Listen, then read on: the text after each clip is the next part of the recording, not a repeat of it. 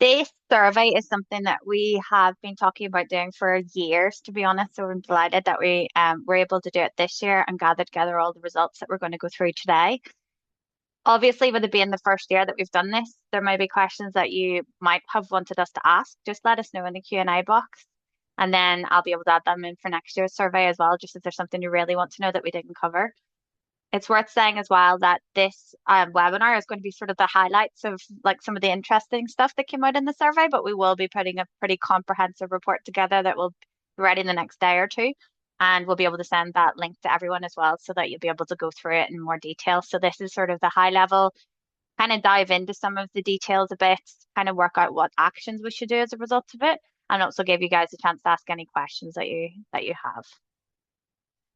People are still joining, but for I will go on ahead. This will be recorded as usual. We'll be able to send you the recording and the slides after as well as the report. So this is basically my contents page here.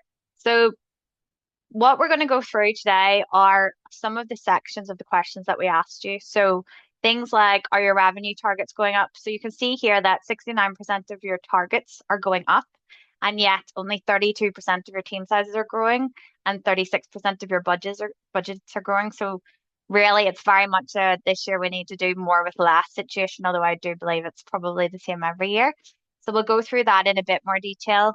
We also have a section in conferences and trade shows. So obviously that costs a lot of money for all of us. So knowing that we're getting the ROI there. So we'll dive into that more.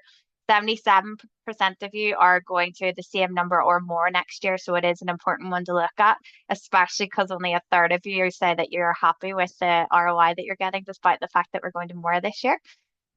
And then we'll also look at prospecting generally, so like cold, open rates and reply rates. This is a really important one because I'm just asked constantly, like, what is a typically good open rate? And it's quite a difficult question to answer, particularly when you're only looking at our niche. So that's a big reason why we wanted to do this survey, actually. Quick overview of where the data is coming from. So we'd asked the people that were filling out the survey, and thank you so much to all of you that did it. Was we got an absolutely amazing response. So you can see here that most are scientific equipment manufacturers or consumables. So they're selling like antibodies and reagents, some CROs, CDMOs, and then you have others, so like conference organizers or people that are actually in biotech and drug discovery. In terms of the people that you guys are selling to, it's biotech, pharma, and academics. There are some people that are there selling into, cosmetics research and food and battery and semiconductors. So we're all here selling into scientists. And actually, if you have a look at the roles of people that also filled in the survey, mostly sales and marketing by a margin. And in terms of the sort of hierarchy or seniority of people that filled it in, we have a really nice spread across those as well, which is really nice to see. So it gives us a nice holistic view of our responses.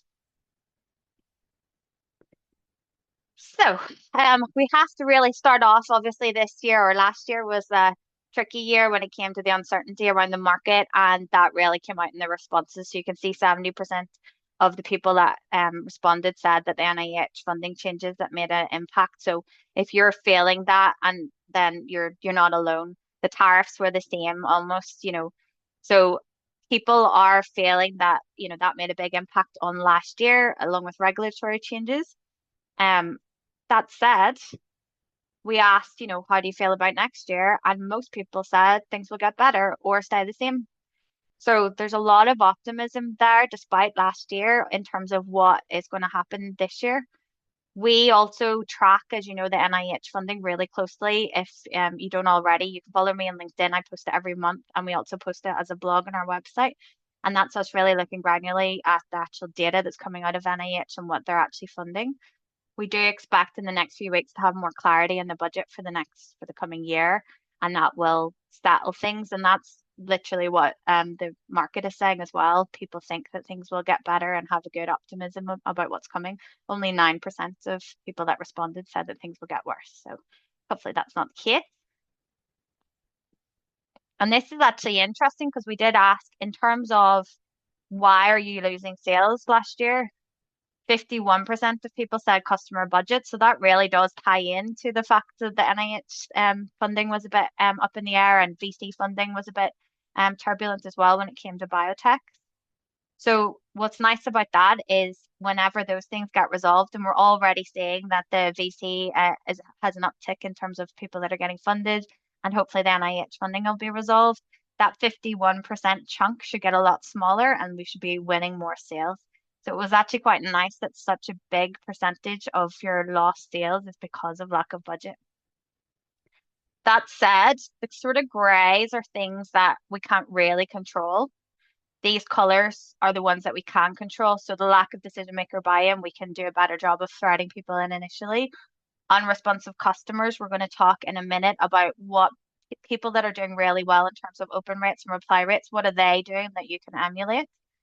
And competitors as well. So that's about getting in front of people and really understanding the customer problem. So there are things that us as sales and marketing people can control, and hopefully the guys will resolve themselves in the coming weeks as well. And that's how the guys that filled in the report have reported that they feel as well.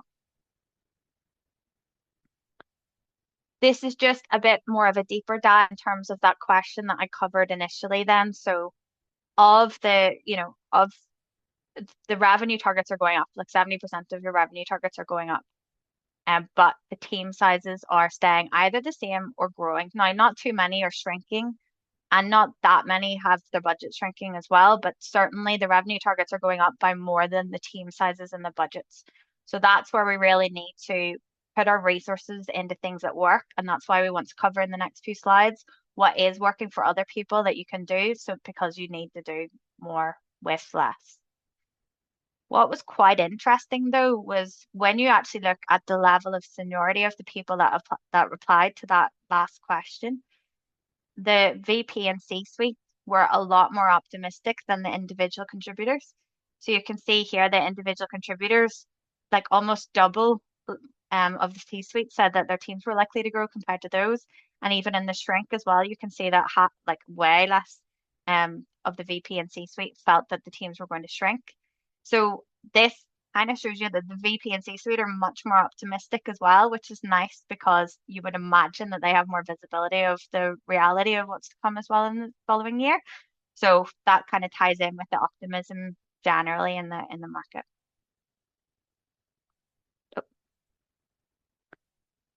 So a really important one and one of the biggest reasons why we wanted to do this was because whenever you look at typical open rates that you can see down here with that the big guys do, firstly they vary wildly, but also they don't speak to our market at all. You know, scientists are generally quite skeptical. They're in labs, so they're less likely to be sitting at a computer, you would imagine. There's a lot of like nuance to selling to scientists that just doesn't apply to the larger market. So that's why we wanted to do a sort of benchmark across all of us as peers in terms of what kind of response rate is good, what kind of open rates are good. And again, just sort of so you can benchmark yourself against your peers or your competitors. So on average, the open rate across the board was 10.7%, which isn't bad. It's lower than what the averages say, but that makes sense because those averages could be like a gym membership that you sign up and you open up the email because you've registered to the gym.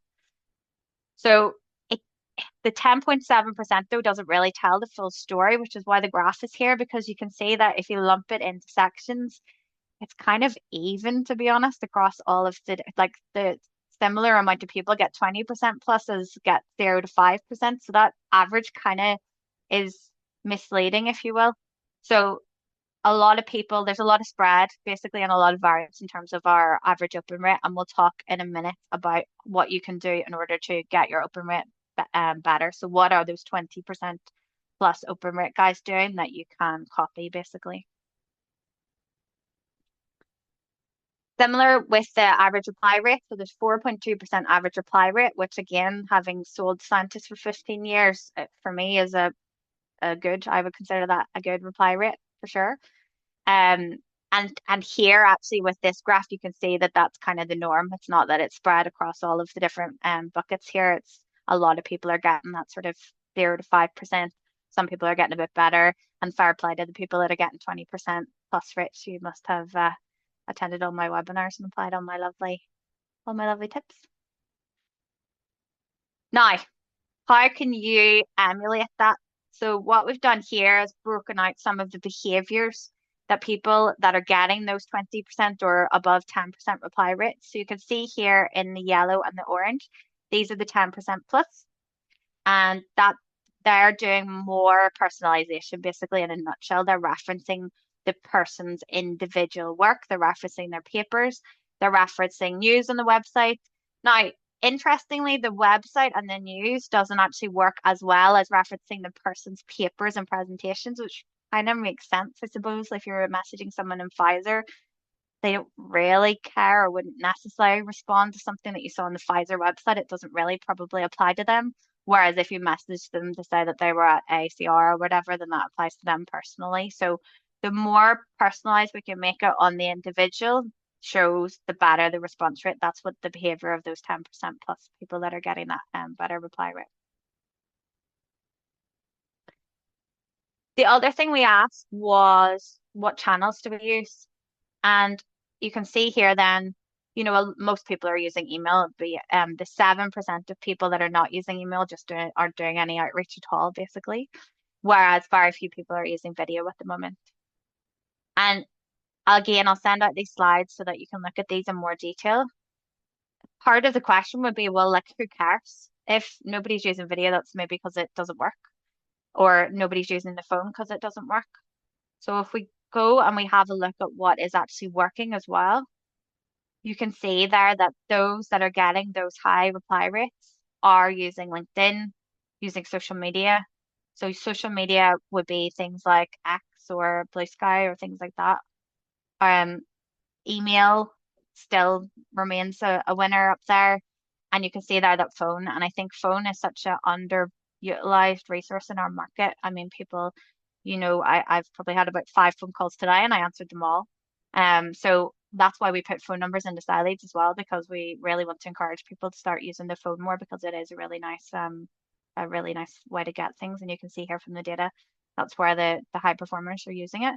The other thing to note that the high performers are pretty much spread across all these channels. So using this sort of multi-channel approach is a really good way to get responses as well. So that sort of multi-threading and that multi-touch approach.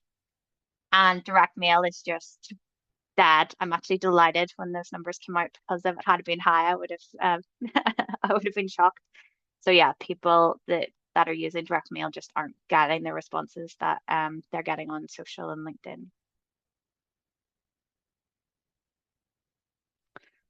So on to conferences.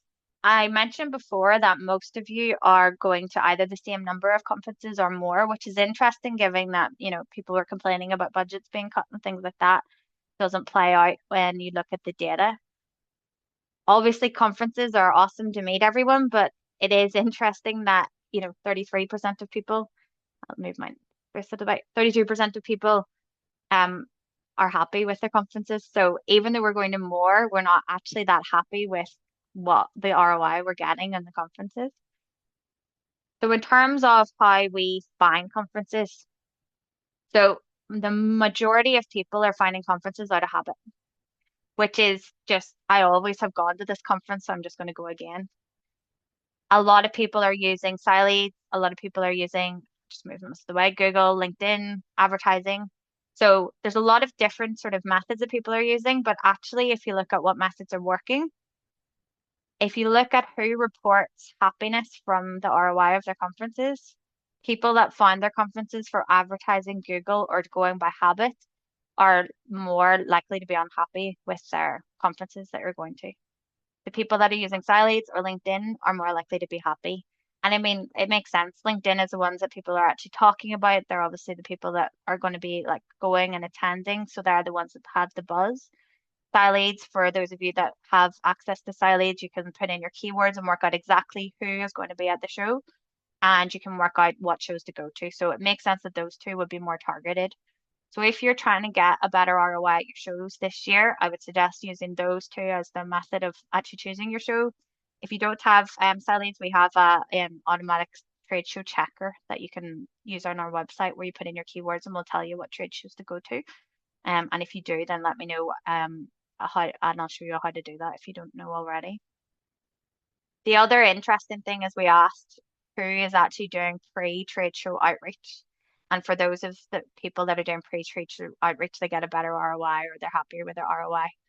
So, I mean, it probably goes without saying, but if you want to get more ROI from your trade shows, then doing work beforehand, reaching out to people, setting up meetings, made a tangible difference in terms of the ROI that people were reporting and how happy they were with that.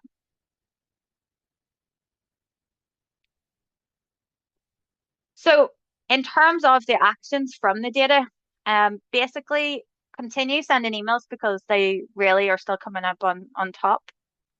Be politely persistent, as we like to say, so keep at them. And again, in terms of the content of the emails, we have those other webinars and other data in terms of what you should put into the email to get a better response rate. We find with the data that those are personalized with the individual's work rather than necessarily the company's work, but the individuals themselves got a much better reply rate. We found that people that were using LinkedIn social and phone calls got a much better response rate as well, especially those that actually used all of the different channels. That was what really made the difference in terms of people getting a response. We found that choosing the conferences from LinkedIn and Styleads got the best response or they reported a better ROI and happiness with their ROI rather than those that just go to conferences out of habit.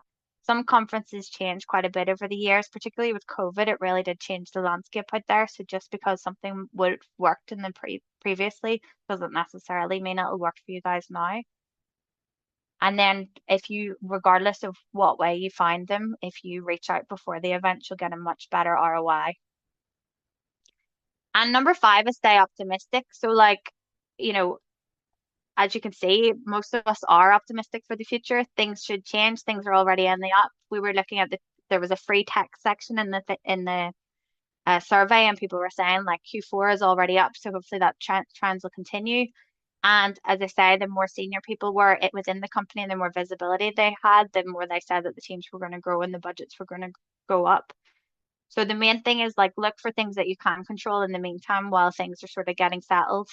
And these are the things that you can control in terms of, getting better ROIs and doing better.